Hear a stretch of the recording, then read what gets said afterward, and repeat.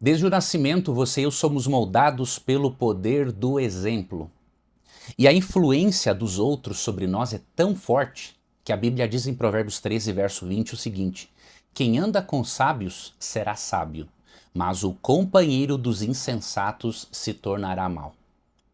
De certa forma, nós somos sim o reflexo das pessoas com quem mais convivemos, das pessoas que mais nos influenciam. E por isso, nessa semana, você e eu vamos examinar dois exemplos de gigantes na fé para que nós possamos aprender, modelarmos o nosso comportamento através do comportamento deles.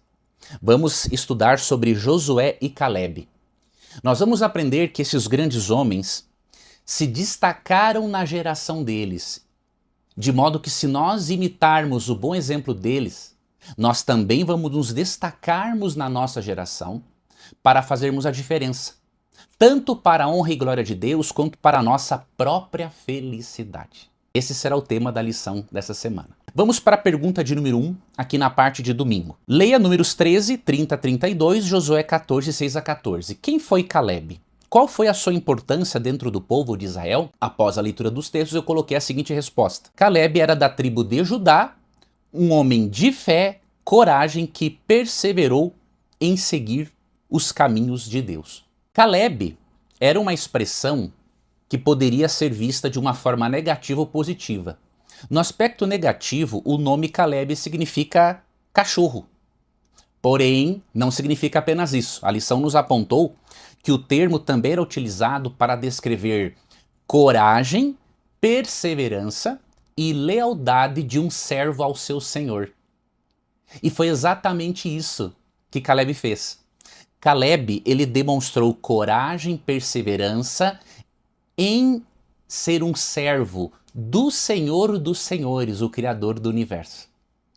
Por isso que ele recebe aqui neste contexto este nome. Calebe demonstrou uma fidelidade inabalável a Deus num momento em que 10 outros líderes demonstraram medo e especialmente descrença. E é nesse contexto que nós vamos agora para a pergunta número 2, aqui na parte de domingo. Calebe teve a coragem de expressar suas convicções, mesmo quando a maioria dos espias discordou dele e o povo de Israel o ameaçou de morte. O que isso revela sobre o seu caráter? Lendo os textos que a lição nos apresentou, eu coloquei a seguinte resposta: que Calebe tinha um caráter corajoso, obediente e não era influenciado pela maioria. Era perseverante no Senhor e acreditava em sua palavra e em suas promessas. Por que eu cheguei a essa resposta? Porque no contexto, você vai recordar que Calebe, Josué e outros 10 líderes de Israel tinham sido enviados por Moisés para espiarem a terra de Canaã e trazerem um relatório para ele. Só que o que aconteceu? Dos 12 líderes, só 2 permaneceram fiéis e confiantes na promessa de Deus: Calebe e Josué. 10 outros líderes, que interessante, caíram no esquecimento. A Bíblia não enfatiza a vida desses líderes.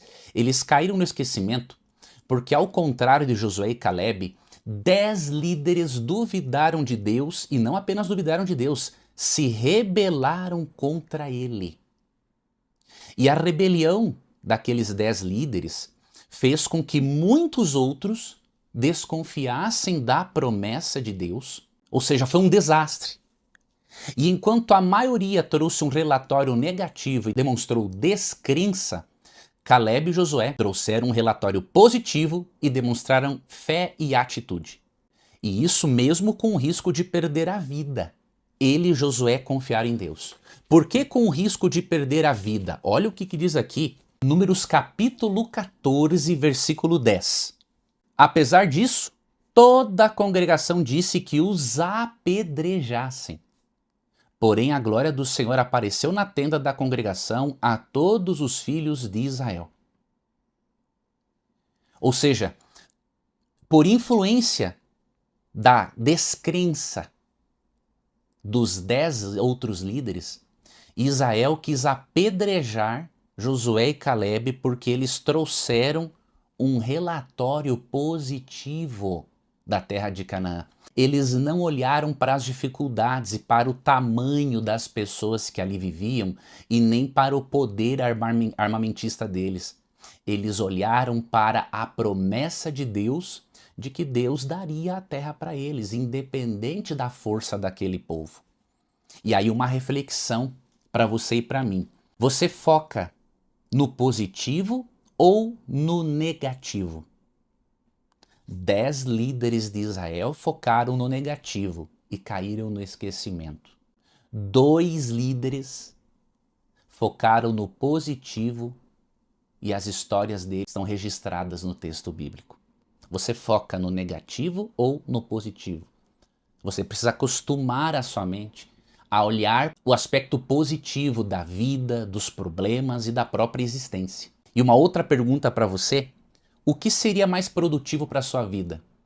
O que traria mais resultados para você? Focar no que há de positivo ou de negativo? Ampliando um pouco mais, o que traria de mais positivo para a sua vida? Focar no que há de positivo no seu pai, na sua mãe, ou focar no que há de negativo? O que traz mais retorno para a sua vida? Focar naquilo que é positivo no seu cônjuge, nos seus filhos, ou naquilo que é negativo? Eu acho que a resposta é bem evidente, com base no exemplo de Josué e Caleb, não é? E outra pergunta para reflexão: você cede à pressão da maioria ou permanece fiel a Deus? Josué e Caleb iriam ser apedrejados, mas permaneceram fiéis a Deus e confiantes na promessa dele mesmo em face da morte. Se você e eu quisermos ser servos de Deus autênticos, precisamos ser fiéis a Deus e não cedermos à pressão da maioria. Esta é uma das lições que aprendemos aqui na parte de domingo. Indo para a parte de segunda-feira, na pergunta de número 3, a lição pede-nos para ler alguns textos e aí faz a pergunta: como você descreveria a atitude de Caleb e Josué? O que significa seguir ao Senhor de todo o coração, como está em Josué 14, verso 8? Como que eu descrevi, não é, a atitude de Caleb e Josué? Confiança total e incondicional em Deus, independente da opinião ou da ação da maioria. Enquanto os 10 espias semearam medo e incredulidade com o relato que fizeram da terra, Josué e Caleb semearam coragem e fé em Deus, bem como comprometimento. Veja o que diz aqui Josué capítulo 14, verso 8, na Nova Versão Internacional.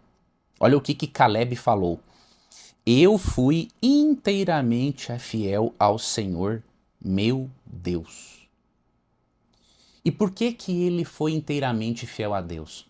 O próprio Deus, no texto bíblico, dá um testemunho a respeito de Caleb. Aqui em Números 14, 24, olha o que Deus diz a respeito. Porém o meu servo Caleb, visto que nele houve outro espírito e perseverou em seguir-me, eu o farei entrar a terra que espiou e a sua descendência a possuirá.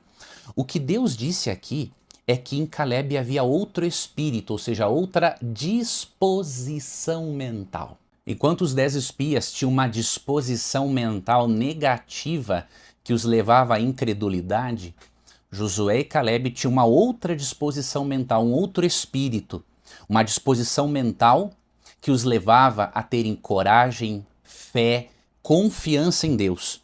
Então você percebe quanto isso faz diferença na nossa vida? Só que o que acontece?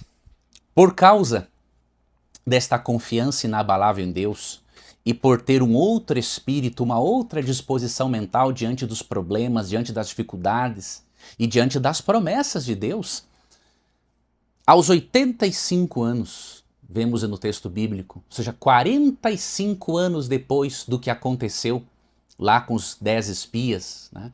Aos 85 anos, Caleb continuava com fé em Deus e com vigor para conquistar a terra. Olha que bênção. Eu vou ler aqui para você Josué 14, 12 a 14. Agora, pois, dá-me este monte de que o Senhor falou naquele dia. Pois naquele dia ouviste que lá estavam os anaquins e grandes e fortes cidades. O Senhor, porventura, será comigo para os desapossar como prometeu. Ele continuava com a fé. Josué o abençoou e deu a Calebe, filho de Jefoné, Hebrom em herança. Portanto, Hebrom passou a ser de Calebe, filho de Jefoné, o quenezeu, em herança até o dia de hoje, visto que perseverara em seguir o Senhor, o Deus de Israel. E olha o que diz o verso 11, ó. Calebe falando, estou forte ainda hoje como no dia em que Moisés me enviou. Qual era a minha força naquele dia, tal ainda agora para o combate, tanto para sair a ele, como para voltar. Sabe por que Calebe continuou tendo este vigor físico e mental, apesar de estar ali com 85 anos? Eu vou lhe dizer um dos segredos, que é o foco aqui da lição. E eu vou mostrar para você um texto que eu sugiro que você anote para você utilizar no seu estudo da lição ou para compartilhar na sua classe. Se cumpriu na vida de Calebe o que foi prometido lá em Isaías capítulo 40, 30 e 31. Ou seja, isso é uma promessa para nós também, para os filhos de Deus que têm fé em Deus de todas as épocas. Isaías 40, 30 e 31. Os jovens se cansam e se fatigam, e os moços e exaustos caem. Mas os que esperam no Senhor renovam as suas forças. Sobem com asas como águias, correm e não se cansam, caminham e não se fatigam. Por que Calebe, aos 85 anos, continuava com vigor físico e mental? Porque ele esperava no Senhor, e quando esperamos no Senhor e nos relacionamos com Ele, que é a fonte de vida, energia e vigor, nós temos vida, energia e vigor. Então você quer ter mais saúde? Apegue-se cada vez mais a Deus. Espera nele e as suas forças serão renovadas, assim como as forças de Calebe. Isso que nós podemos aprender aqui na parte aqui de segunda-feira. Terça-feira, pergunta de número 4. Aqui na parte de terça vamos ver o poder do exemplo, né? A lição pede para lermos alguns textos e para respondermos a seguinte pergunta. O que essa história revela sobre o poder do exemplo? De que maneira a atitude de Calebe estava sendo refletida na geração mais jovem? Bom, ao ler esses textos, o que eu escrevi? O poder do exemplo de Calebe influenciou Otiniel, seu sobrinho, a ter coragem e ousadia para enfrentar desafios e cumprir o plano de Deus para Israel. Calebe havia prometido a sua filha Axa, em casamento, aquele que conseguisse conquistar uma cidade chamada Debir. E Otiniel entendeu que mesmo a terra prometida sendo um presente de Deus, o povo deveria se apropriar dessa terra com fé e coragem. E Otiniel, influenciado pelo exemplo de Calebe, enfrentou os moradores daquele local pagão, que estavam também recebendo o juízo de Deus, e se apropriou da terra e recebeu Axa em casamento. Aqui nós percebemos uma fórmula do sucesso do Filho de Deus neste mundo. Fé nas promessas, mais coragem, mais ação. Você quer conquistar aquilo que Deus tem para você? Fé nas promessas de Deus, coragem e ação. Não estou falando em conquistar a salvação, ok? A salvação é um presente que nós recebemos pela fé em Cristo. Estou falando de conquistas. Você quer conquistar objetivos, realizar metas, realizar sonhos, propósitos? Fé na promessa de Deus ou nas promessas de Deus, coragem e ação. Isso condiz com Tiago 2,26. A fé sem obras ou sem ação é morta. Não adianta alguém dizer que tem fé e não agir em conformidade com essa fé. Não adianta você apenas confiar em Deus e não demonstrar em suas atitudes que esta confiança é uma realidade. Não adianta você só confiar nas promessas de Deus e não pisar na terra que Deus deu para você conquistar. Você tem que ter atitude. Aqui é uma combinação de fé, coragem e ação ou atitude. Por isso que Otiniel teve êxito. Aqui a lição comenta a atitude de Axa, mas eu particularmente eu não vejo relação alguma entre a atitude dela e a de Caleb. O que eu vejo Axa aqui é apenas nela uma filha pedindo ao pai um presente melhor e nada mais além do que isso. Então eu não concordei com essa abordagem da lição nesse aspecto aqui, tá? Pergunta de número 5. Leia Lucas 18, 1 a 5. O que essa passagem pode nos ensinar? Eu não vou ler, obviamente, o texto agora, mas após a leitura dele, eu coloquei aqui a lição que eu extraí do texto, mas só para contextualizar, aqui é a parábola do juiz iníquo. E o que essa história pode nos ensinar? A orarmos sem desanimar, sem desistir. Cristo conta a história de um juiz iníquo, que não tinha real preocupação com as pessoas. E que uma viúva sempre vinha ter com ele pedindo para julgar a causa dela. E este juiz iníquo não tinha preocupação real com ela, mas resolveu apressar a coisa, diríamos assim, a causa dela, só para ela não importunar ele. Então ele conta esta parábola para nos incentivar a não desistirmos. Tanto que no verso 1 é dito o seguinte, ó: disse-lhe Jesus uma parábola sobre o dever de orar sem nunca esmorecer. Então, assim como aquela viúva não esmoreceu, não desanimou de conseguir justiça, de pedir justiça àquele juiz iníquo, jamais deveríamos desanimar ou esmorecer de pedirmos algo para o nosso amado e justo juiz que é Deus.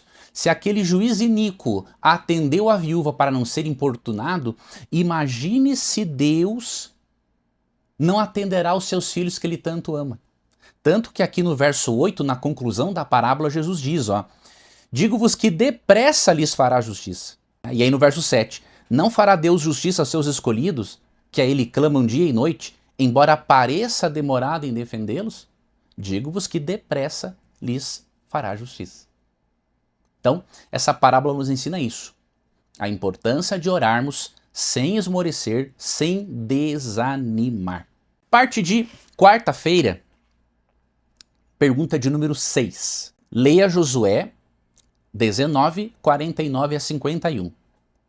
O grande líder de Israel, que dividiu a terra, recebeu sua herança por último, ou seja, agora falando de Josué. Quais são as implicações deste fato? Eu vou ler esse texto para você e aí eu vou lhe dar a resposta. Josué 19, 49 a 51. Isso aqui tem lições espirituais para nós incríveis e para muitos líderes de igreja. Então preste atenção nisso aqui. Acabando, pois, de repartir a terra em herança, segundo os seus territórios, deram os filhos de Israel a Josué, filho de Num, herança no meio deles. Deram-lhe, segundo o mandado do Senhor, a cidade que pediu, Timnat-Sera, na região montanhosa de Efraim. Reedificou ele a cidade e habitou nela. Eram estas as heranças que Eleazar, o sacerdote, e Josué, filho de Num, e os cabeças dos pais das famílias repartiram por sorte em herança, pelas tribos dos filhos de Israel em Siló, perante o Senhor, à porta da tenda da congregação. E assim acabaram de repartir a terra. O que eu coloquei em resposta aqui? Além de revelar nobreza em não querer o melhor para si, Josué revela que sua prioridade era o Senhor, pois queria morar próximo ao santuário. Isso aqui me chamou muita atenção. Josué tinha todo o direito de escolher a melhor parte da terra, aquela que ele achasse mais produtiva, mais bonita e promissora. Porém, Josué, mesmo sendo um grande líder, ele só usufruiu da parte dele depois que todas as demais tribos já haviam sido contempladas. Que exemplo para vários líderes religiosos hoje em dia, não é? Vários líderes religiosos hoje em dia escolhem os melhores lugares nos eventos. Porém, Josué era diferente. Além disso, nessa história, há uma lição não apenas para os líderes religiosos, mas para os membros leigos da igreja. Quando ele escolhe morar nessa cidade, Timnat-Sera, esta cidade ficava próxima ao santuário. O que isso significa? Que para Josué a prioridade era Deus. Era viver próximo ao local de adoração. Isso é uma lição para nós, porque muitas vezes não consideramos como alternativa morarmos o mais próximo possível da igreja, da casa de Deus. Muitas vezes escolhemos como moradia aquela casa ou aquele apartamento que está perto do shopping. Estou dizendo que isso é errado? Não estou dizendo que é errado morar perto do shopping, não é isso. Mas o que eu quero ensinar para você, prioridade. Josué decidiu morar perto do templo. Então, quando nós escolhermos um lugar, nós devemos considerar a possibilidade de vivermos o mais próximo possível. Por isso que eu coloquei a palavra possível. Nem todos vão conseguir morar perto da igreja, não há espaço para todos. Mas o mais próximo possível da casa de Deus. Ao invés de morarmos o mais próximo possível de outros ambientes que não deveriam ser a nossa prioridade, mesmo que seja importante e seja gostoso. E eu gosto também de passear no shopping. Porém, considere isso. Quando você comprar uma casa, quando você fizer qualquer negócio, considere Deus e o reino de Deus em primeiro lugar. Assim como fez Josué. Parte de quinta-feira da lição. Tem mais 2 perguntas, né? E aí finalizamos a lição. Na parte de quinta-feira, a pergunta do número 7, aqui o tema é transformados pela contemplação. Essa parte da lição também é muito importante. Aqui tem a seguinte pergunta. Refletir sobre grandes heróis da fé nos inspira, mas nosso maior exemplo é Jesus. Como sua vida e ensinamentos podem nos transformar? É muito inspirador e importante nos inspirarmos na vida dos heróis da fé. Existe a galeria dos heróis da fé em Hebreus capítulo 11. No estudo dessa semana, você e eu nos inspiramos nos exemplos de Josué e Caleb, porém nós temos um exemplo supremo que é Jesus Cristo. E como que a vida de Cristo e os ensinamentos dele podem nos transformar? Eu vou ler os 2 textos que a lição propôs e aí vou lhe dar a resposta. Hebreus 12, 1 e 2 é o primeiro texto e o segundo é 2 Coríntios 3, 18. Tá? Esses textos eu quero ler porque você precisa aprender, e eu também, a desfrutar da transformação que encontramos em Cristo como nosso grande e maior modelo, como o principal herói da fé. Hebreus 12, 1 e 2. Portanto, também nós, visto que temos a rodear-nos tão grande nuvem de testemunhas, ou seja, ele falou aqui dos heróis da fé, devemos nos influenciarmos pelos heróis da fé, devemos aprender com o exemplo de fé e perseverança deles.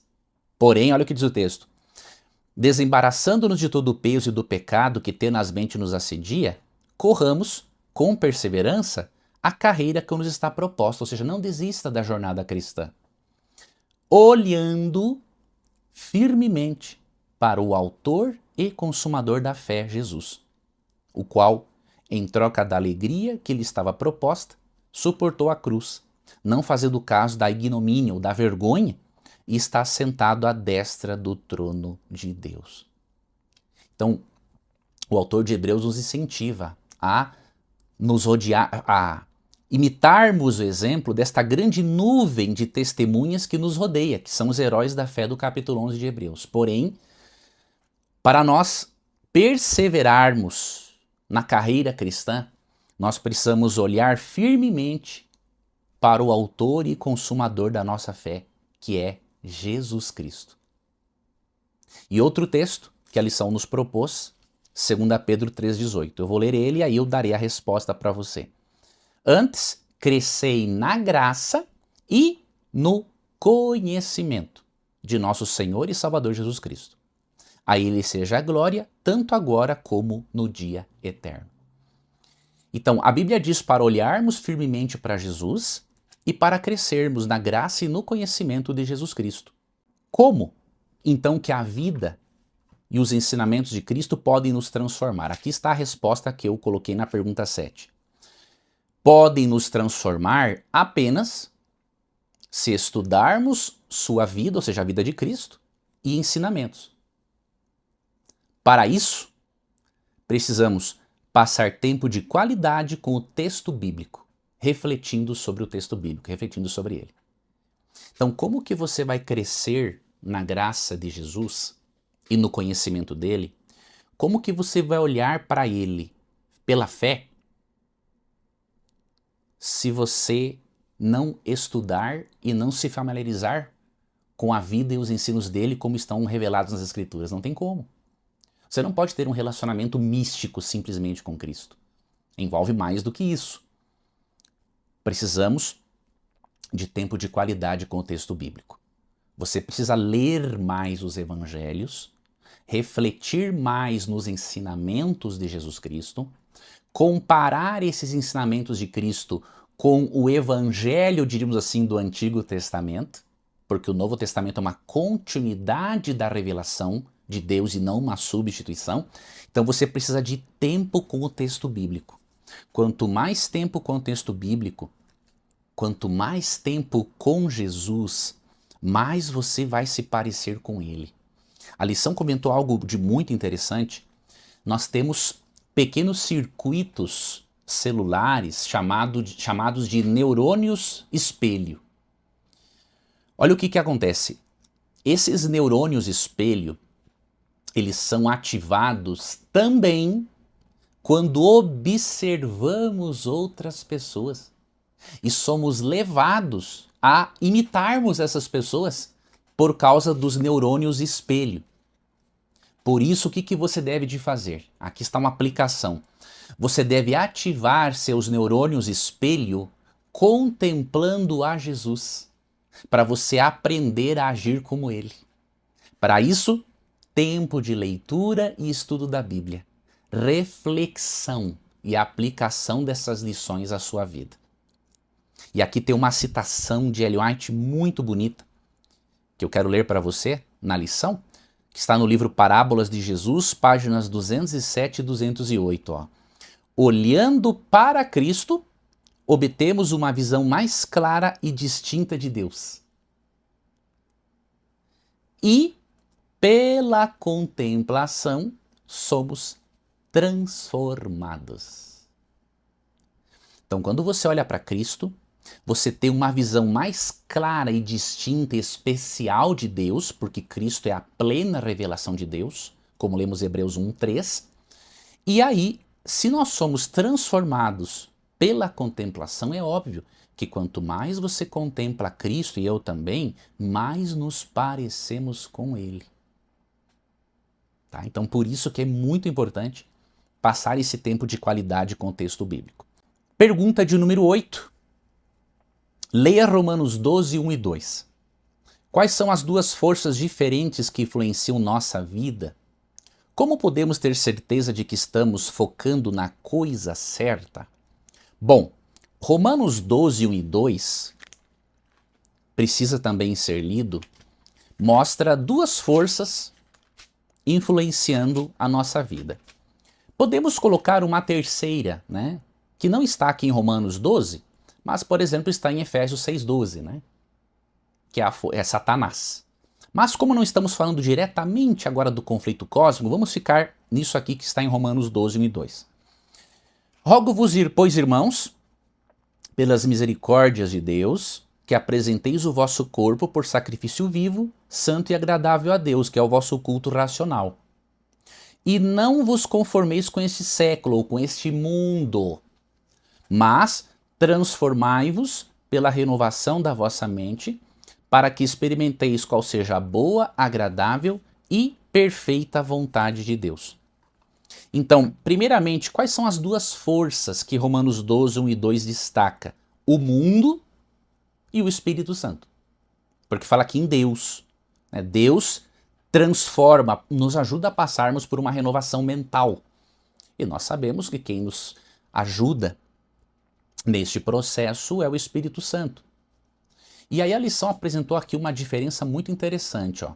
O mundo, ele nos molda de fora para dentro, através das suas influências externas, obviamente, para nós seguirmos o padrão daquilo que é mal, daquilo que é contrário ao que Deus ensina. Então o mundo nos molda de fora para dentro. Já o Espírito nos molda, nos transforma de dentro para fora. E como? Primeiro, através do novo nascimento, ou a conversão, como lemos em Romanos 3, mas o Espírito nos transforma, nos molda de dentro para fora, também através da santificação, que é o processo pelo qual ele vai nos transformando para que nos pareçamos mais com Cristo e nos tornemos pessoas melhores. Aqui em Romanos 6, 22 é dito, ó, agora, porém, libertados do pecado, transformados em servos de Deus, tendes o vosso fruto para a santificação e, por fim, a vida eterna. Então, o Espírito Santo nos molda pelo novo nascimento e através do processo de santificação. E nesse processo, como lemos em Hebreus 8:10, Deus escreve e imprime os princípios amorosos de sua lei no nosso interior. Então o Espírito Santo, ele atua para renovar a nossa mente, transformar a nossa natureza para seguirmos os padrões de Deus e não os padrões do mundo que refletem muitas vezes os padrões de Satanás. Só que aí tem uma outra pergunta aqui na lição, que é a seguinte. Primeiro, quais são as duas formas diferentes, né? As forças diferentes que influenciam nossa vida. Eu coloquei o mundo e o Espírito Santo. E aí vem a segunda parte. Como podemos ter certeza de que estamos focando na coisa certa? Veja, aqui eu coloquei uma resposta diferente do que foi aqui sugerido na lição. O que eu escrevi? A certeza de que estamos fazendo a coisa certa nos é dada pelo próprio Espírito Santo, quando aceitamos a Jesus e permanecemos nele. Por que eu dei essa resposta? Por causa dos textos que eu vou lhe apresentar a seguir. E aí com isso nós complementamos essa parte final da lição e a concluímos. Aqui em Romanos 8,16 é dito assim, ó. O próprio Espírito testifica com o nosso espírito que somos filhos de Deus. Então é o Espírito Santo que convence o nosso espírito, a nossa mente, de que somos filhos de Deus. Então, a certeza de que estamos focando naquilo que é certo, na nossa vida espiritual, vem do próprio Espírito. A Bíblia também nos diz que se você não desistir de Cristo, ou se você desistiu, mas voltar para Ele enquanto ainda há tempo, Deus é fiel e Ele vai concluir a obra de transformação que começou em você. Vou deixar aqui com você esses textos finais, para que você se apegue a esta promessa e siga adiante na sua jornada cristã. Filipenses 1,6 é o primeiro texto, que diz: estou plenamente certo de que aquele que começou boa obra em vós há de completá-la até o dia de Cristo Jesus. Deus prometeu que Ele vai completar a obra que começou em você. E quando você for glorificado, Deus vai lhe transformar ainda mais. Não haverão limites para o seu potencial quando você for glorificado. E lembre-se que aquilo que Deus completar em você, a graça de Cristo vai tornar pleno para que esteja no reino dos céus. Então essa é a primeira promessa. E a outra em Filipenses também, só que no capítulo 2, verso 13, ó.